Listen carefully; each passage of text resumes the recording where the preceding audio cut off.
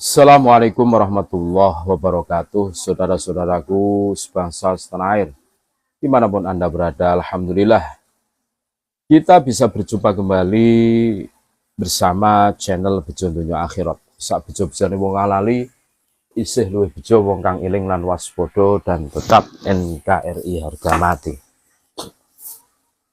Inilah awal glorifikasi Pak Alwi. Apakah Anda pernah ikut majelisnya Kabaib? Maka akan mendapati. Yang pertama, glorifikasi nasab orang-orang dari golongan mereka atau Kabaib. Ini menjadi agenda wajib di majelis-majelisnya. Mereka mengklaim secara sepihak nasabnya tersambung hingga Nabi Muhammad SAW, mengklaim pula sebagai ahlul bait Nabi SAW. Yang kedua, sholawatan yang redaksionalnya khas padang pasir, tetapi banyak pula yang inovasi ataupun modifikasi. Terkadang mereka merendahkan budaya pribumi yang mereka nilai melanggar aturan. Tujuannya memperkuat sugesti klaim nasab mereka. Yang ketiga, cerita-cerita khurafat yang berisi kehebatan leluhur mereka di luar nalar dan di luar dalil, hadis maupun Al-Quran, yang tujuannya untuk melegitimasi poin 1 di atas. Yang keempat, perayaan atau haul kematian orang-orang dari golongan mereka Kabaib. Sering sekali mereka menggelar acara perayaan itu dari kuburan ke kuburan, yang diklaim kuburan Kabaib sampai kuburan leluhurnya di Yaman itu. Yang paling parah, membangalawikan makam leluhur pribumi. Yang kelima, minim kajian ilmu fikih, apalagi akidah mendongeng khas Yaman sangat mendominasi. Yang keenam, ada yang jualan juga di majelisnya dengan iming-iming barokah. Yang ketujuh, mengajak orang untuk tunduk hormat sama kaum Kabaib ini, tentu saja dengan iming-iming barokah dan ancaman kualat. Yang kedelapan, jika kurang silahkan ditambahi sendiri. Padahal pada hadis sahih dan ayat Al-Quran menyatakan, barang siapa yang lamban amalnya, maka nasabnya tidak bisa mengejarnya. Hadis riwayat Muslim dan Abu Hurairah. Wahai Fatimah, putri Muhammad, mintalah padaku apa yang engkau mau dari hartaku. Sesungguhnya aku tidak dapat menolongmu sedikit pun dari Allah. Hadis riwayat Bukhari dan Muslim.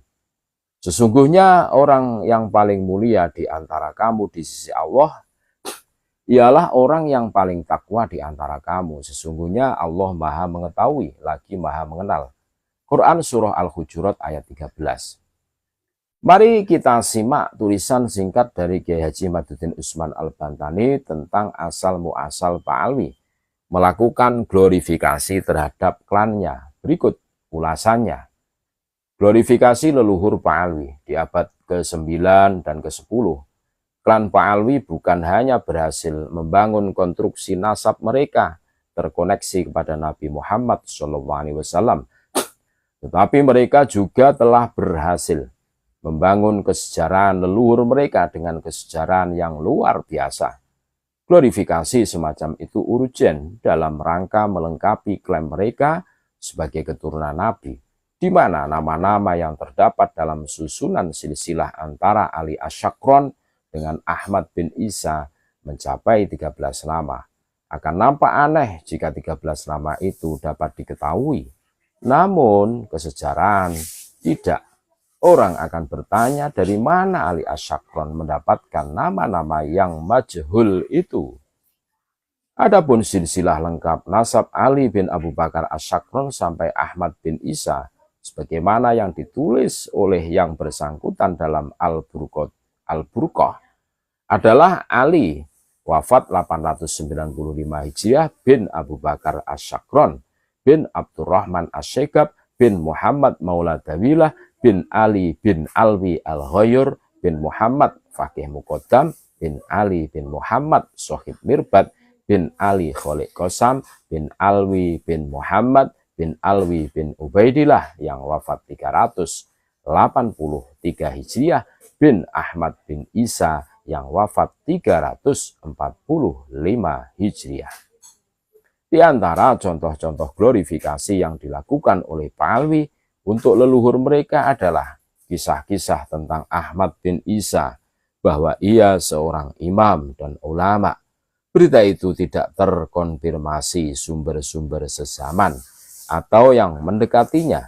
Demikian pula ketokohan Ubaidillah. Dalam literatur ulama Pa'alwi, Ubaidillah ditulis wafat tahun 383 Hijriah. Ia seorang imam yang dermawan, seorang ulama yang rosih, mendalam ilmunya, guru para syekhul Islam, pembuka kunci-kunci ilmu yang dirahasiakan. Tiada ditemukan yang menyamainya di zamannya. Demikian sebagaimana sebagian yang ditulis Ali Asyakron, Pa'alwi tentang Ubaidillah hari ini. Anehnya seorang imam besar yang hidup di abad 4 Hijriah, sejarahnya gelap gulita pada masanya. Tidak ada satu kitab pun membicarakan Ibnu Syamroh al-Ja'di yang wafat 587 Hijriah, yang menulis kitab Tobaqatul Fuqaha Tul Yaman, tidak menyebut namanya. Muhammad bin Ali yang wafat 556 Hijriah, yang diberi gelar Shahib Mirbat oleh penulis Pa'alwi. Sosoknya ditulis oleh Muhammad bin Ali Khirid Pa'alwi sebagai imamim mutskinan, imam yang menguasai ilmu dengan dalam. Wahidu asrihi fil ilmi wal amal, paling berilmu dan beramal di masanya. Tetapi sosoknya sama sekali tidak terreportasi oleh ulama-ulama, baik ulama nasab maupun ulama sejarah dan tobakoh. Biografi ulama, Alwi bin Thohir dalam kitab Mukudul Almas mengatakan bahwa Muhammad Shahib Mirbat adalah penyebar ma'had atau madhab Syafi'i di Hadramaut, di Far dan Yaman, dan para ulama-ulama di Mirbat adalah murid-murid Muhammad Shahib Mirbat. Berita semacam itu pun tidak bisa dikonfirmasi oleh sumber-sumber sezaman atau yang mendekatinya. Ibnu Syamroh al-Ja'di yang wafat 587 Hijriah, yang menulis kitab Tobaqatul Fuqaha Ul Yaman, tidak menyebut namanya. Berbeda dengan ulama di Mirbat lainnya dari non-Pa'alwi. Mereka terkonfirmasi kitab-kitab sezaman atau yang mendekatinya, seperti Muhammad bin Ali al-Kholngi yang wafat 577 Hijriah. Dari tahun wafatnya kita melihat bahwa al-Kholngi seharusnya hidup sezaman dengan Muhammad Shahib Mirbat. Dan jika yang dikatakan Alwi bin Thohir benar, bahwa seluruh ulama di Mirbat adalah murid Muhammad Shahib Mirbat, maka seharusnya ketika ulama menyebut al-Kholngi, mereka juga menyebut gurunya, yaitu Shahib Mirbat. Nyatanya tidak. Bahkan sebaliknya, sejarawan Yaman al-Janati dalam As-Suluk justru menyebut ulama-ulama di Mirbat itu adalah murid-murid Imam al-Kholngi, bukan murid Shahib Mirbat. Al-Janati banyak menyebut nama-nama ulama di Mirbat, tetapi ia tidak menyebut ada seorang ulama di Mirbat yang bernama Muhammad Shahib Mirbat Pa'alwi. Begitu pula Ibnu Syamroh al-Ja'di yang wafat 587 Hijriah dalam kitabnya Tobaqatul Fuqaha Ul Yaman, yang menyebut nama Imam al-Kholngi sebagai ulama di Mirbat, tetapi ia tidak menyebut nama Muhammad Shahib Mirbat. Bahkan gelar Shahib Mirbat terkonfirmasi bukan gelar untuk Muhammad bin Ali, tetapi ia adalah gelar yang diberikan kepada penguasa di kota Mirbat yang bernama Muhammad bin Ahmad al-Kho al-Manjawi. Ia adalah sosok historis yang seharusnya hidup satu masa dan satu kota dengan Muhammad bin Ali Shahib Mirbat Pa'alwi. Al-Akhal adalah penguasa terakhir kota Mirbat dan dari dinasti Al-Manjawi. Ibnu Asir, pakar sejarah abad ke-7, dalam kitabnya Al-Gamil fit Tarikh menyebutkan bahwa di tahun 601 Hijriah, Muhammad Al-Akhal, Sahib Mirbat, digantikan oleh mantan menterinya yang bernama Mahmud bin Muhammad Al-Himyari. Sementara Muhammad bin Alwi-Balwi namanya tidak dicatat oleh Ibnu Athir sebagai apapun gelar, dengan gelar ataupun tanpa gelar, dengan disebut ulama ataupun bukan. Jika ia benar-benar sosok historis, kemana ia bersembunyi di kota Mirbat sampai ulama pengarang kitab sejarah tak mencatatnya, padahal ulama lain mencatat dalam sejarah Mirbat.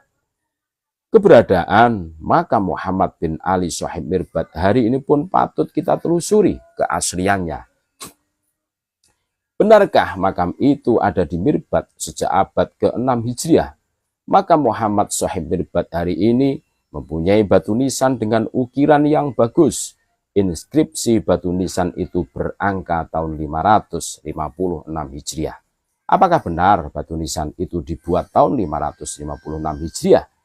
Di Yaman abad ke-6 belum dikenal seni pahat batu. Hal tersebut difahami dari bahwa para raja yang berkuasa di Yaman pada abad 6 dan sebelumnya dari dinasti Al-Manjawih dan dinasti Al-Habudi, makamnya tidak ada yang berbatu nisan dengan pahatan kaligrafi. Bagaimana orang biasa nisannya berpahat indah dengan harga yang mahal, jika rajanya saja tidak? Raja pertama yang makamnya berbatu nisan dengan pahatan indah adalah Raja Al-Wasik Ibrahim dari dinasti Rasuli yang wafat pada tahun 711 Hijriah. Batu nisan itu pun bukan produksi Yaman tetapi diimpor dari India. Bayangkan abad ke-8 saja batu nisan Raja Yaman harus diimpor dari India. Bagaimana 200 tahun sebelumnya makam Sahib Mirbat sudah mempunyai batu nisan yang sama indahnya pada akhir abad ke-8 dinasti Rasuli. Kemudian membawa para pengrajin pahat dari India untuk membuat nisan. Dari situlah awal mula banyak raja, ulama, dan orang kaya batu nisannya memiliki pahatan dan ukiran. Hal itu bisa dibuktikan dengan bahan jenis batu yang berbeda antara batu pahatan Raja Al-Wasik dan pahatan batu nisan. Selanjutnya, di mana struktur dan jenis batu Raja Al-Wasik berasal dari daerah India, sedangkan jenis batu dari nisan lainnya adalah batu lokal dari Yaman. Batu nisan Muhammad Sahib Mirbat dapat diyakini baru dibuat pada abad 9 atau sesudahnya, berbarengan dengan konstruksi nasab Alwi yang secara formal ditulis oleh Ali Asyakron. Sejarah Muhammad bin Ali yang kemudian diberi gelar Al-Faqih Al-Muqaddam oleh penulis-penulis Pahlawi. Kesejarahnya juga tidak terreportasi para ulama sezaman. Muhammad Diak Sahab dalam Hamish Syamsud Dhahirah menyebutkan tentang Faqih Muqaddam. Ia adalah salah seorang yang paling populer. Ia seorang ulama besar yang berhasil mengumpulkan ilmu dan amal. Ia adalah ulama yang telah laik berijtihad karena telah mencapai derajat ilmu riwayat dan ilmu logika. Karena itu ia bergelar Al-Faqihul Muqaddam, rajanya ahli fikih, dan Al-Ustadul A'dham, guru besar.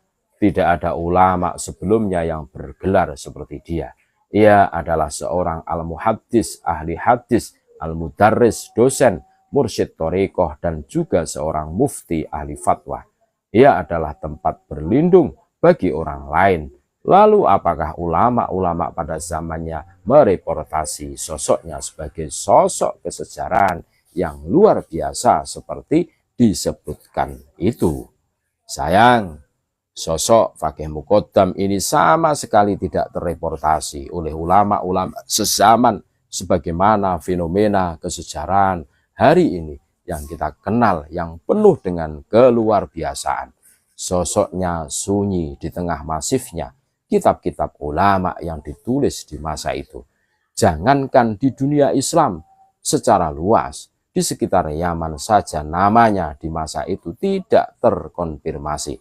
Kitab As-Sulub dan kitab Tobaqatul Fuqahaul Yaman pun tidak menulis namanya.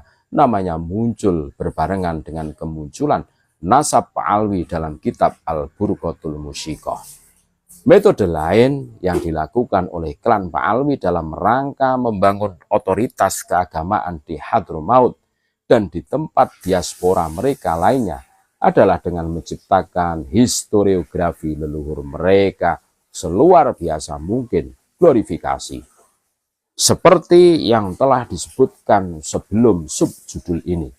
Hal itu dilakukan dengan menulis kitab sendiri atau mentahqiq kitab ulama-ulama masa lalu karena kesunyian leluhur mereka dalam literasi masa lalu. Mereka melakukan apa yang disebut interpolasi, penambahan, perubahan naskah asli terhadap naskah yang mereka tahqiq sebelum diterbitkan. Kajian literasi nasab Alwi yang penulis Kiai Haji Maduddin Usman Al-Bantani lakukan mengarah kepada kesimpulan adanya pola dan algoritma dari sebuah konstruksi sejarah yang sengaja diciptakan bukan berdasar fakta sejarah sesungguhnya, historiografi dari sebuah hipotesa, dari sebuah komunitas tertentu yang memiliki irisan dengan interest tertentu patut dicurigai validitasnya. Wallahu a'lam. Terima kasih. Tap NKRI harga mati. Assalamualaikum warahmatullahi wabarakatuh.